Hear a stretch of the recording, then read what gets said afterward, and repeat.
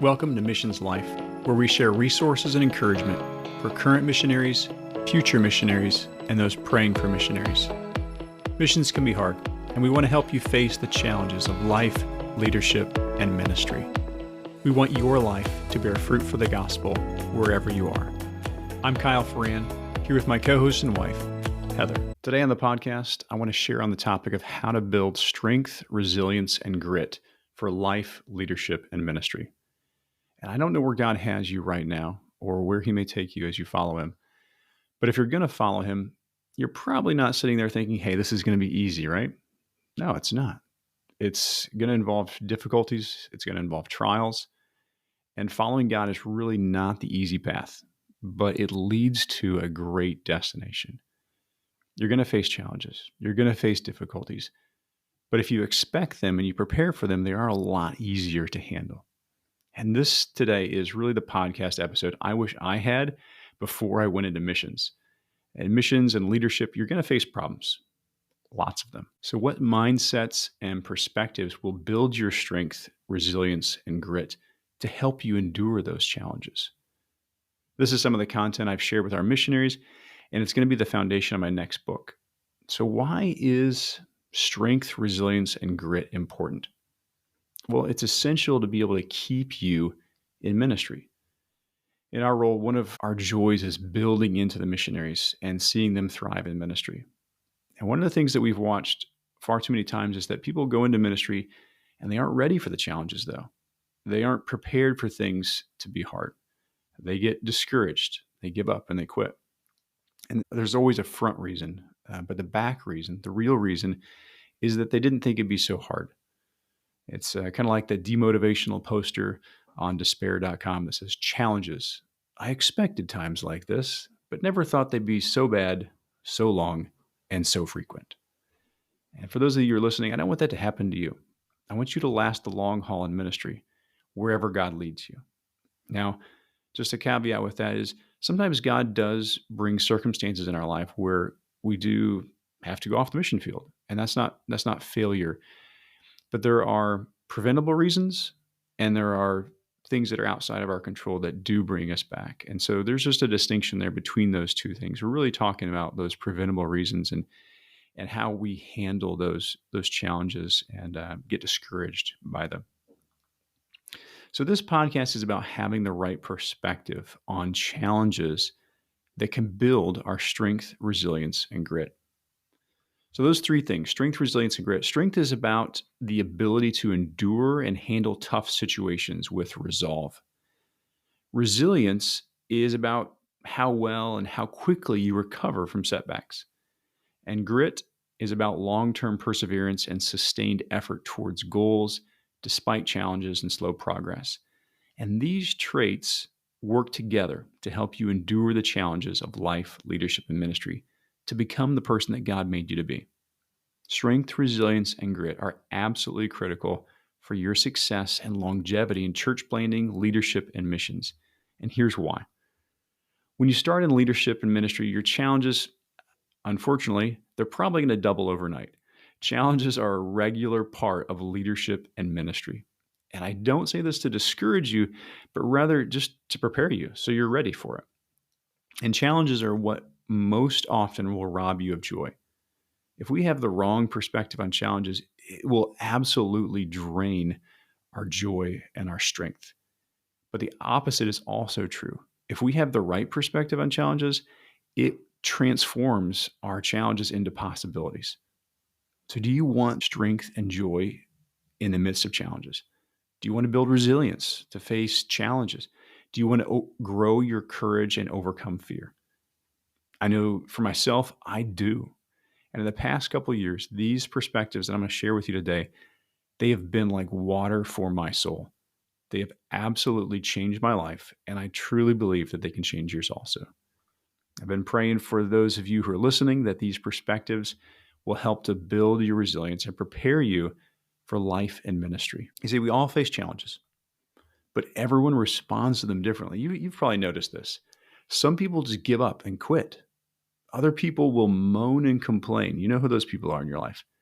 Some people seek attention and sympathy. Some people will panic and worry. And yet other people quietly endure the problem with calm courage. Why? What makes the difference? What's different about people with strength and resilience to face the challenges? Where do they find that reservoir of strength and resilience? And the bigger question for us is, if they can find it, can we? And I believe we can. I believe that you can. And when you do, it will absolutely change your life. Church planning, leadership, and missions, they're hard. They're not going to get any easier. And sure, some things will get easier as we grow. But if we lead and work with people, you're going to be dealing with challenges and problems. And so in life, we always need to deal with challenges. So the real question is, what's our goal? If no problems or maintain status quo is your goal, leadership and ministry are the wrong role for you. Your perspective sets you up for failure. But if you feel called to lead change and live for Christ, then the key is not getting rid of challenges. It's to become more resilient, strong, courageous, and calm in the midst of those challenges.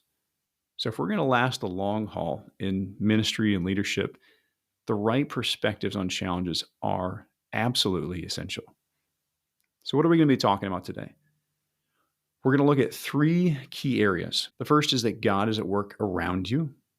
Second, God is at work in you. And third, God is at work through you. And under each of these areas, we're going to look at two different perspectives. So a total of 6 perspectives. But the three key ones are God is at work around you, in you, and through you. And the foundation of all these perspectives is the belief, 1, in the sovereignty of God, and 2, the goodness of God. And everything grows out of these beliefs. Nothing gets to us that doesn't pass through the hands of God. God is sovereign. And second, nothing passes through his hands that's not for his glory and our eternal good. God is good. The perspectives on challenges that can build resilience. The first is God is at work around you to glorify himself. Challenges are a part of God's plan to glorify himself. 2 Corinthians 12:9 and 10, Paul writes, "But he said to me, my grace is sufficient for you, and my power is made perfect in weakness. Therefore I will boast all the more gladly of my weakness, so that the power of Christ may rest upon me. For the sake of Christ, then, I am content with weaknesses, insults, hardships, persecutions, and calamities. For when I'm weak, then I am strong." Also in Judges 7:2, the Lord said to Gideon, "The people with you are too many for me to give the Midianites into their hand, lest Israel boast over me, saying, my own hand has saved me." So in both of these passages, we see that challenges bring us to the end of our strength and the beginning of God's strength. Like Gideon had too many people, and that was going to get in the way of God's power being seen. Sometimes God allows challenges to get too big for us, to get impossible, so that his power is clearly seen. And so what happens when we come to the end of our strength? Well, we fully rely on God. And when God's power is shown, he gets all the glory. And it's very, very clear to us and to others that all the power was from God. Now, as you hear that, do you hear an issue, though?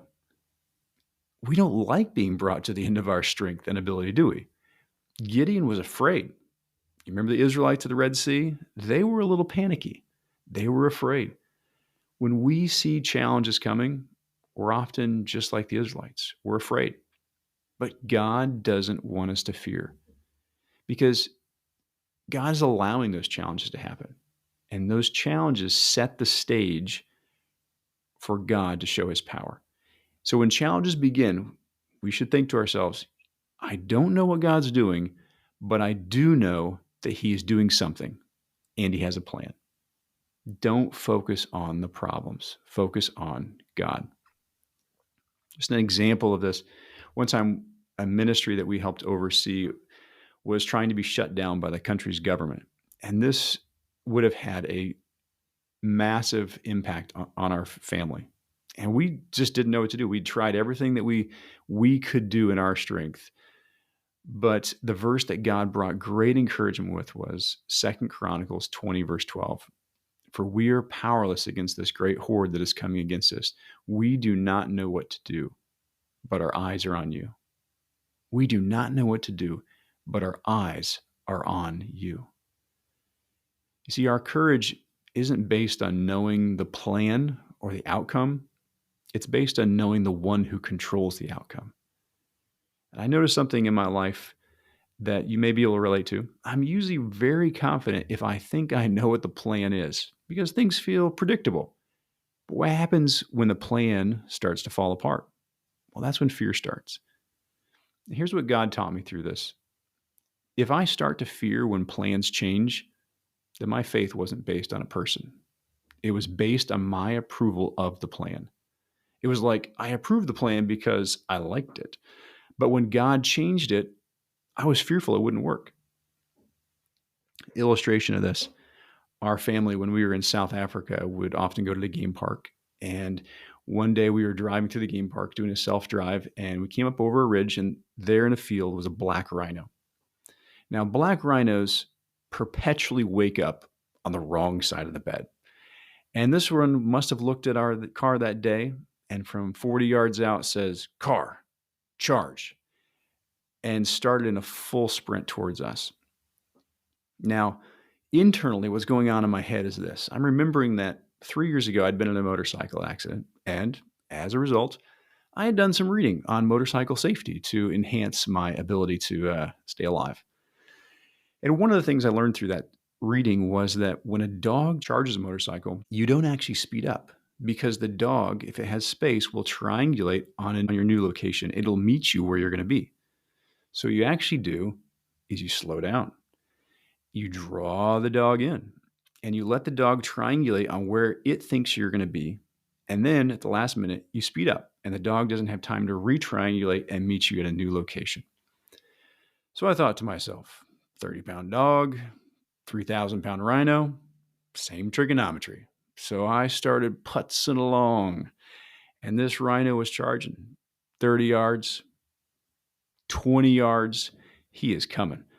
Now, my family, still in the car, are freaking out. My kids are jumping over the seats, trying to get to the other side of the car, away from the impact.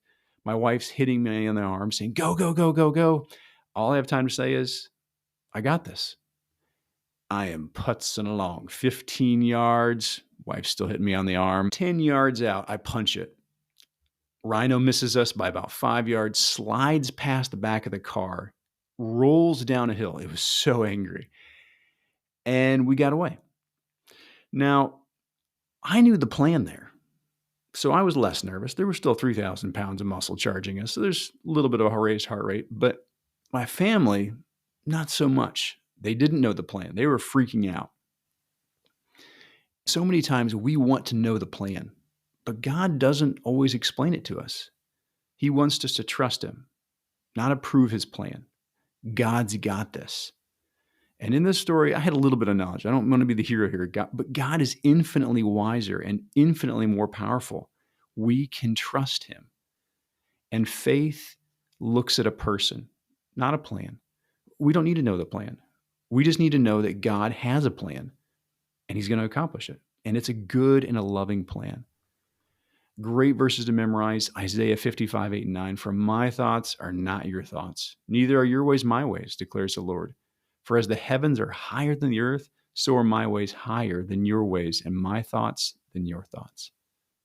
Sometimes God waits till we have no hope, until our weakness is fully evident. Then it's absolutely clear whose power it was. He gets all the glory. So the first perspective is that God is at work around you to glorify himself. And challenges are a part of God's plan to glorify himself. Are you keeping your eyes on God or on what you think the plan should be? The second perspective, God is at work around you to accomplish his plan. Challenges are the path. In John 16:33, "I have said these things to you, that in me you may have peace. In this world you'll have tribulation, but take heart, I have overcome the world." 1 Peter 4:12 and 13, Beloved, do not be surprised at the fiery trial when it comes upon you to test you, as though something strange were happening to you. But rejoice insofar as you share in Christ's sufferings, that you may also rejoice and be glad when his glory is revealed. Think about the servants that God used in the Bible: Joseph, David, Moses, Daniel, Noah, Isaiah, Paul.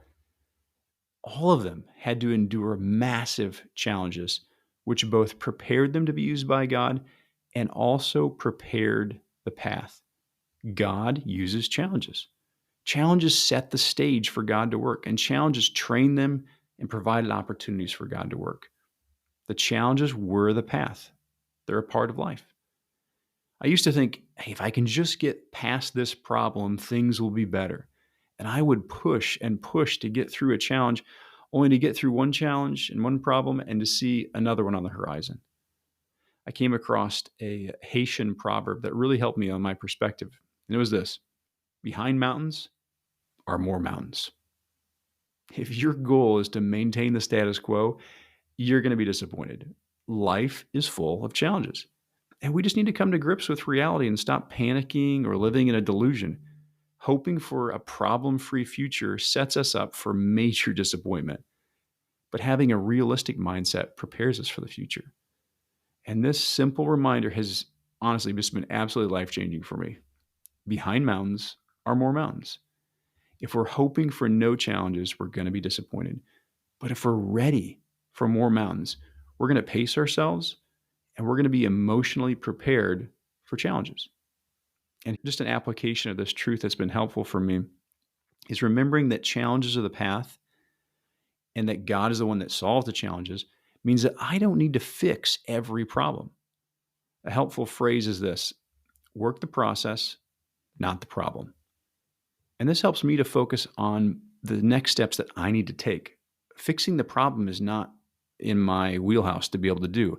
I need to work the steps to be able to do my responsibility. It's God's responsibility to solve the problem.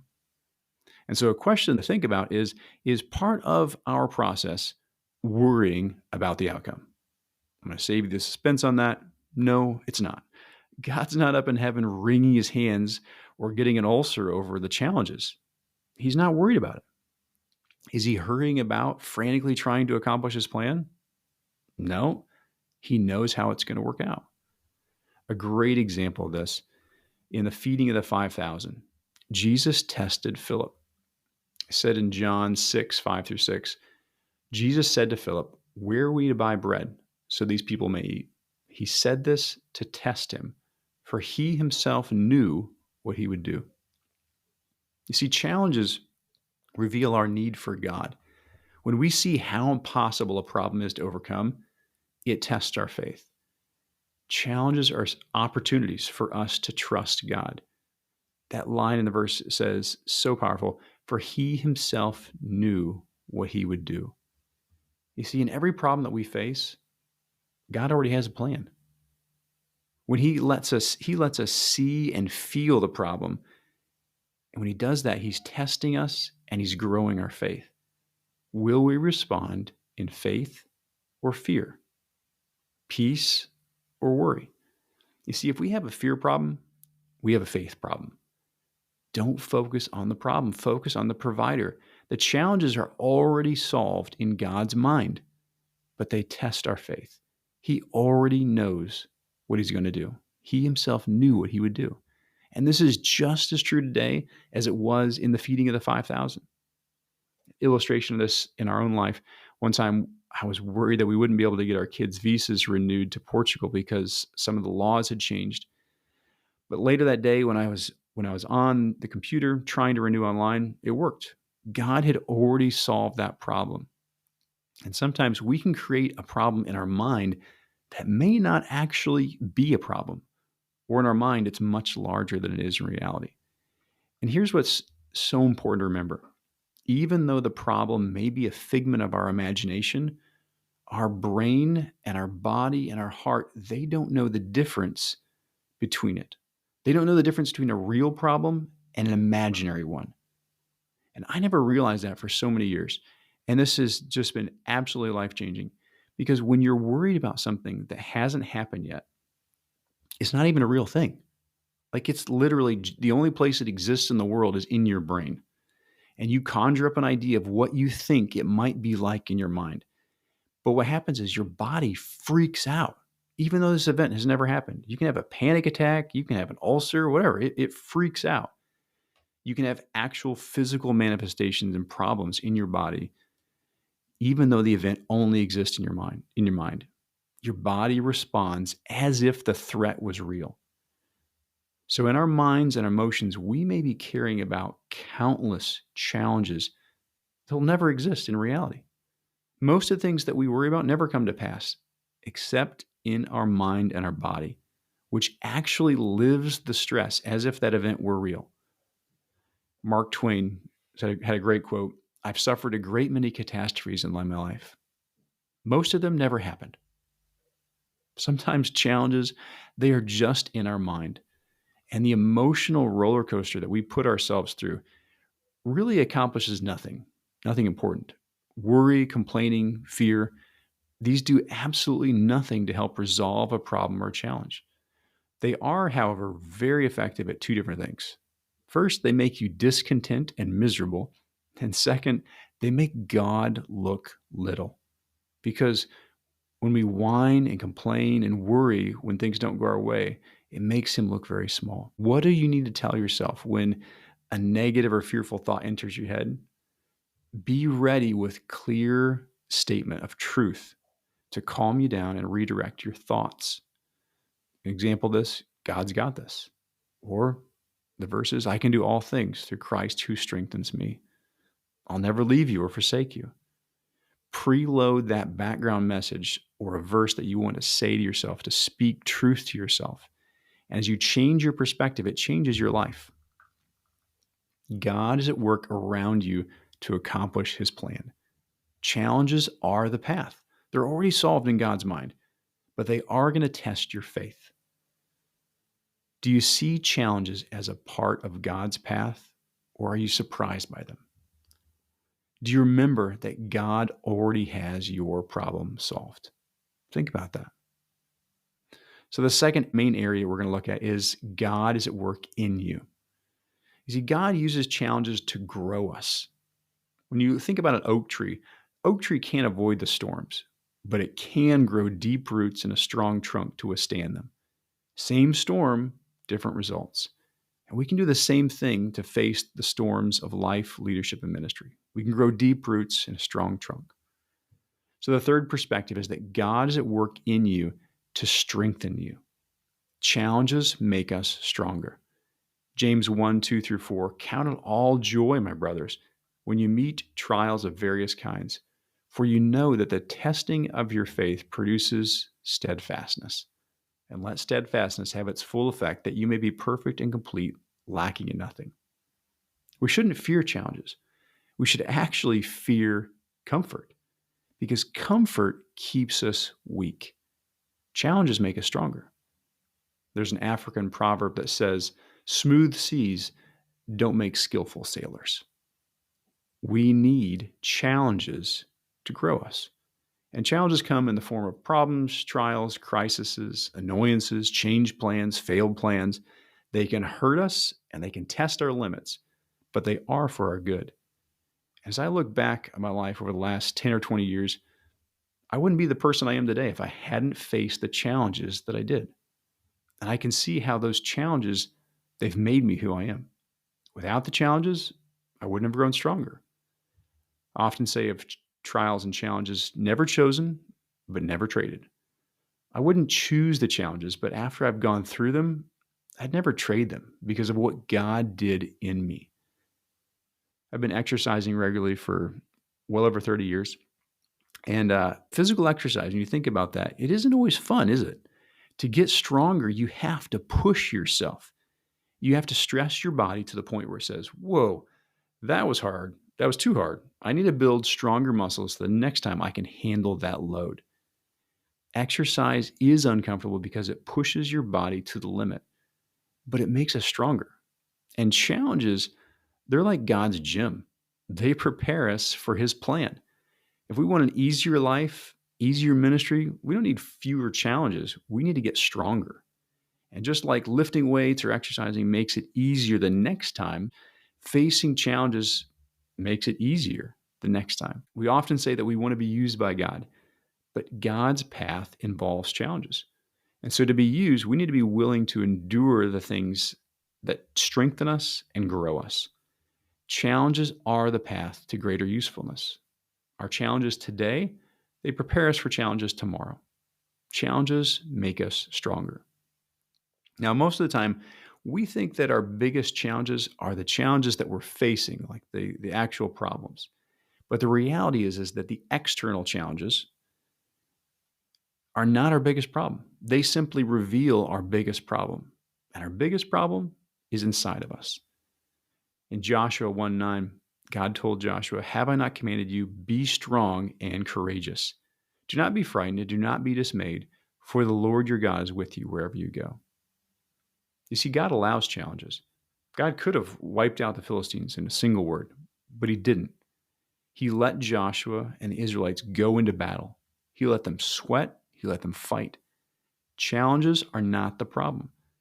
God allows those challenges because they help us overcome a bigger problem: inner weakness, fear, lack of faith, and lack of courage. Saying that challenges are the problem is like walking in the gym and saying, "Hey, you know what the problem is here? Is all these weights are just too heavy. We just need to switch them all out and go those little pink Barbie weights. And then everyone will be really happy because they're moving stuff." No, in the gym, the problem is our physical weakness and mental fear. The gym exists to overcome our weaknesses. And in the same way, God allows challenges to help us overcome our weaknesses and fear. Fear is the root problem. Just a personal example of this. I am naturally a conflict avoider. I don't seek it out. I don't enjoy it. But in leadership, you have to address challenges. And if I, as a leader, let things go unchecked on our teams, it'd be unloving to the team. But I've always been kind of fearful of conflict and taken the ignore it and hope it goes away approach instead of a more direct approach. And during a coaching class I was taking, one of the questions they shared with us was this: what's behind that fear? Or what's behind that emotion? I took some time to really think about that for myself. And I realized that for myself, the root of the fear of conflict was getting backed into a corner or agreeing to something without having time to really think about it. So that insight allowed me to create a simple rule. If I'm ever feeling pressured or just not at peace about a decision, I just hit the pause button. I say, "Hey, you know what? Let's take some time to pray about this, and then we'll make a decision." Now, to you, that may seem like a really small thing, but I want you to notice something here: the difference between dealing with the problem and dealing with the fear. And this may help you in dealing with something that you fear. Now, you may not have the same fear, but you may have a different concern, or a different problem, a different fear. So the transferable principle you can learn from is this: when you deal with a problem, you only deal with that specific problem. But when you deal with the root of fear and figure out what belief or value is behind that fear, you deal with a whole category of challenges. And this can be absolutely life-changing. When you can identify and overcome a fear, many challenges either vanish or are greatly reduced in size. God is at work in you to strengthen you. Challenges, they're not the problem. They're there to strengthen you. Weaknesses and fear are the root problem. So deal with that fear. If you're facing a problem that's causing fear, take some time to journal or think about this question: what's behind that fear or emotion? Think through what belief, what value, what unmet expectation, what identity is being threatened, and is it correct? Our fear may be based on a false belief, value, identity, expectation, or perspective. Dealing with the root of fear will change your life. The fourth perspective: God is at work in you to clarify your purpose. Challenges reveal our real goal and purpose. So, do we long to be comfortable or for the comfort of God? Philippians 4:11, I've learned in whatever situation I am to be content. And in Philippians 3:8, I count everything as loss because of the surpassing worth of knowing Christ Jesus my Lord, For his sake, I have suffered the loss of all things and count them as rubbish in order that I may gain Christ. Too often, our heart longs for comfortable circumstances and the absence of challenges rather than rejoicing in God with us in the midst of challenges. Challenges reveal our real goal and our purpose. A little story about this. When we lived in South Africa, we'd go camping every summer up in the Drakensberg Mountains after a family holiday. And every year it rained for a few days. Now, when you're camping, though, what's your goal? Your goal is to stay dry. So your definition of success could be summed up in this: stay dry, stay warm. And what's the enemy? Rain, wind, cold. One year, though, I wanted to hike up to the top of the Tugela waterfall, which is the second highest waterfall in the world. And the stipulations were anyone that wanted to go, we were not turning back unless there was a blizzard. Anything short of that, we kept hiking. And the other rule, no complaining. So my daughter Abby and I did the hike, and on the first half of the day, we walked through a rain cloud and dense fog. You could hardly see, 30 yards in front of you. And we climbed up wet chain ladders, made it to the top. But you know what the difference was? The rain didn't bother me like it did at the campsite. Why? Because we had a different goal. Rain was no longer the problem. Our goal was to get to the top. It wasn't to stay warm and dry. So we were accomplishing our goal. You see, the difference is that campers want comfort. Climbers want the summit. Sure, it's inconvenient, but it's not detracting or getting in the way of your goal. And so in life, do you want to camp or you want to climb? And by changing your goal, you totally change your perspective on your circumstances. So many times, the reason that we view something is a problem is because it's our goal. We want comfort. We want people to like us. We want to maintain the status quo. But if we can keep our eyes focused on the right goal and purposes, the goal of knowing Christ and making him known, then many times the things that we thought were challenges, they just fade away. The circumstances may not change. You might be tromping through the rain of life, but when you have a clear goal and purpose, you have a reason to ignore the rain or whatever the discomfort or problem may be, because our goal or destination makes it worth it. 2 Corinthians 4:16-18, so we do not lose heart. Though our outer self is wasting away, our inner self is being renewed day by day. For this light and momentary affliction is preparing for us an eternal weight of glory beyond all comparison, as we look not to the things that are seen, but to the things that are unseen. For the things that are seen are transient, but the things that are unseen are eternal. Are you camping or climbing? If we are loving comfort, everything that threatens our comfort is viewed as a problem. Every inconvenience is blown into cosmic proportions because it threatens our comfort, our self-image, our power, or something that we value. But when your goal and your purpose changes, you're able to be renewed day by day, even in the midst of challenges. When we focus on our purpose, we tap into deep reservoirs of strength. We're motivated to keep going no matter what. Viktor Frankl, who survived 3 Nazi death camps, wrote, "Those who have a why to live can bear with almost any how." Having purpose allows us to endure struggles and difficulties because we know they're not wasted. They have a reason, a why. When we live for Christ, we have a purpose that matters. Philippians 1:20-21, as it is my eager expectation and hope that I will not be at all ashamed, but that with full courage, now as always, Christ will be honored in my body, whether by life or by death. For to me to live is Christ and to die is gain. Having a purpose brings hope. It means our life, our labor, and our challenges are not wasted. God is at work in you to clarify your purpose. And challenges reveal our real goal and our purpose. So the question to think about is your goal comfort or Christ? Next, we're going to look at God's work through you. So not only is God at work around you and in you, God is also using the challenges that you faced to do something through you. So the fifth perspective, God's at work through you to prove that he is an unshakable foundation. Challenges are an opportunity to be unshakable in our courage, faith, and joy. And without challenges, you wouldn't have the opportunity to courageously follow God into impossible situations that are outside of your control. When Joab, the commander of David's army, was fighting, he said to his brother, "If the Syrians are too strong for me, then you shall help me. But if the Ammonites are too strong for you, then I will come help you. Be of good courage, and let us be courageous for our people and for the cities of our God. And may the Lord do what seems good to him." 2 Samuel 10, 11, and 12. Challenges force us to face fear.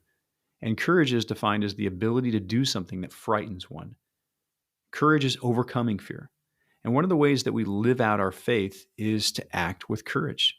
Will we be controlled by fear or courage?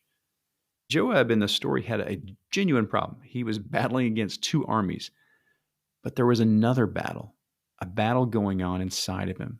It was an inner battle, a battle with fear. And fear, it attacks us.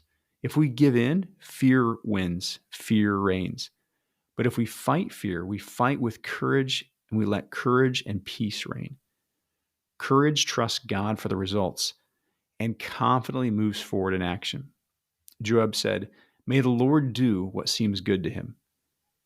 What's interesting here is that courage is also good for others. Joab said, "Let us be courageous for our people." Courage is contagious. And unfortunately, so is fear. When you walk in courage, you give courage to other people. Others draw courage from your courage. And your example helps others face challenges. Think about Hebrews 11.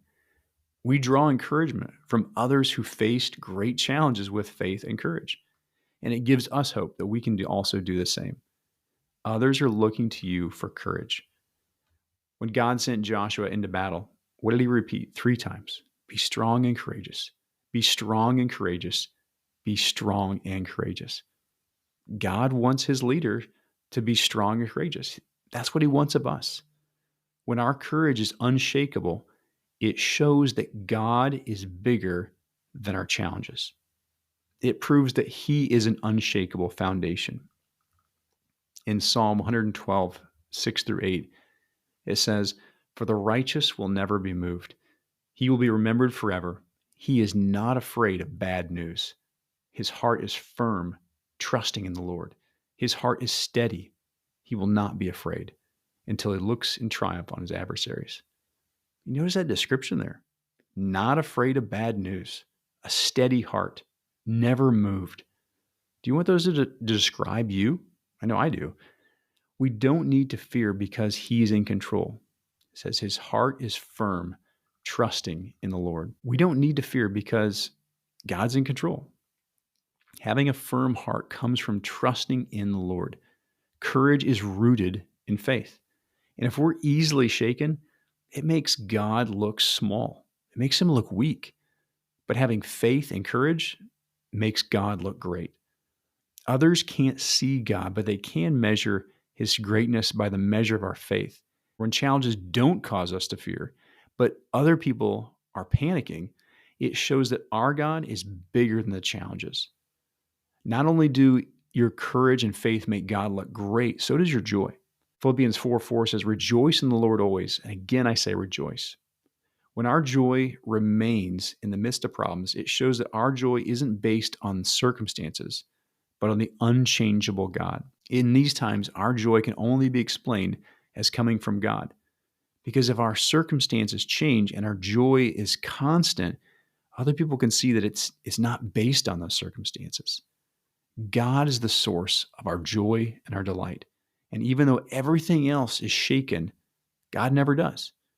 And therefore, our joy and our delight can be unshakable, even when all else is shaken. God is at work through you to prove that he is an unshakable foundation. And challenges are an opportunity to be unshakable in your courage, faith, and joy. Questions to think about. Will you live with unshakable courage and faith? And second, is your joy built on an unshakable foundation. The sixth perspective, God is at work through you to advance the gospel. Challenges advance the gospel. God uses challenges to put us into circumstances and to have conversations that are opportunities for the gospel to spread. Philippians 1:12-14, written by Paul in prison. I want you to know, brothers, that what has happened to me has really served to advance the gospel, so that it has become known throughout the whole imperial guard and to all the rest that my imprisonment is for Christ. And most of the brothers, having become confident in the Lord by my imprisonment, are much more bold to speak the word without fear. Now, we may not be able to see what God is doing behind the scenes, but he is at work. Paul's challenges gave him an opportunity to be a light for Christ and to share the gospel in new places. His courage in those situations gave courage to other believers to be a light and a testimony. So whenever you face problems, remember that God may be putting you in a situation that's an opportunity to advance the gospel. God is working through you to be a light in the darkness. Illustration of this, when we were in South Africa working with HIV patients, the first day we went out to the hospice support group for AIDS patients with our kids, it's a day that I'll never forget. Our two older girls, Abby and Emily, were 4 and 5 at the time.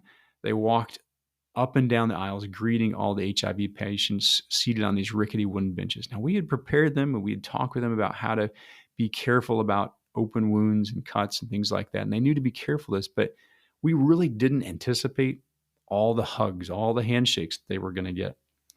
And as HIV positive patients hug your kids, you realize that, while precautions are wise, they're not foolproof. And at that moment, we had to fully entrust our family to God. He had called us to minister to those people, and we knew that he would keep us and our kids as safe as he deemed best. We had to trust his heart. And our natural tendency was probably to pull back towards safety, but we knew that that was exactly where God wanted us to be at that time. And that simple act of faith of letting our kids greet these AIDS patients, people that were ostracized and shunned by everyone else, that simple act of faith opened doors for the gospel for years to come after that. Because bringing what was most valuable to us, our kids, showed love to these hurting people, and it opened doors for the gospel. Challenges are opportunities to show Christ. Getting things done isn't the goal. Showing Christ is the goal. So even in the midst of trials, challenges, or getting nothing done, the true goal can still be accomplished. Paul's aim to know him and make him known.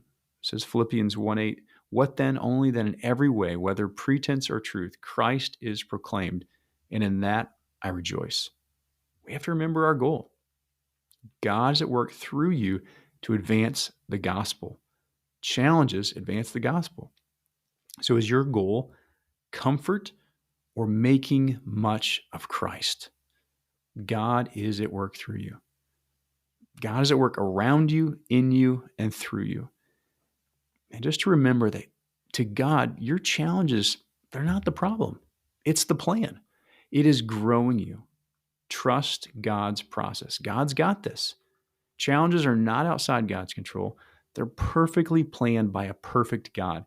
And this was the strategy that God has used throughout history. I don't anticipate a change in the Trinity anytime soon there. You can't always change what's happening to you. Challenges arrive, tough things happen. But if you change your perspective, it'll change how you feel about your challenges.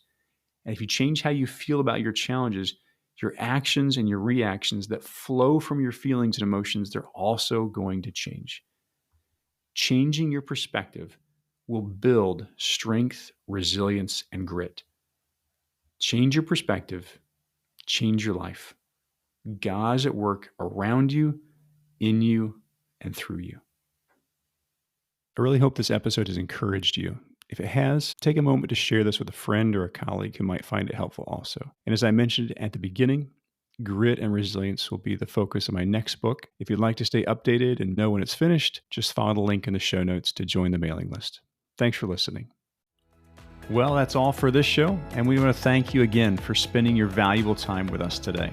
If you enjoyed this episode, please consider taking just a moment and giving us a great review. Your review will help people find the podcast and allow these resources to encourage more people. If you took something valuable away from this episode, please share it with someone who would enjoy it. If you'd like to find the show notes, blog posts, and free resources for ministry and leadership, as well as some information on my book, Overflowing, visit kylefarran.com.